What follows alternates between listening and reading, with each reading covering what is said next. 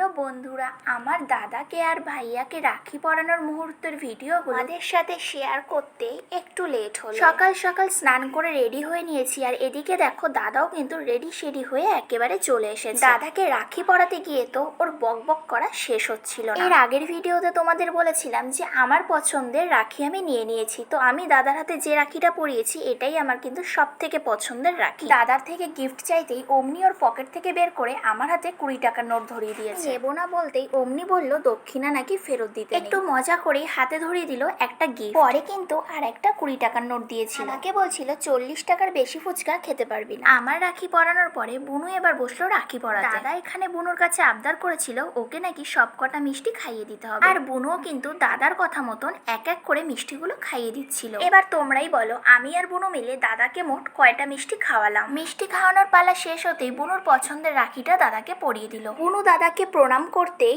আমার মতন বুনুর হাতেও কিন্তু দক্ষিণা ধরিয়ে দিয়েছে। দাদা আমার সাথে ছোট্ট একটা চিটিং করেছে। কি চিটিং করলো তোমরা সেটা এক্ষুনি বুঝতে পারবে। হাতেও কিন্তু আর একটা গিফট ধরিয়ে দিয়েছে। দুর্ভাগ্যবশত আমাদের দুটো গিফটই আবার চেঞ্জ করতে হয়েছে। এটা তোমাদের অন্য কোনো একদিন ভিডিওতে দেখাবো। এবারের মতন এবারও আমরা দুজন দুজনকে রাখি পরালাম। আজকে এই পর্যন্তই, দেখা হবে নেক্সট ভিডিওতে।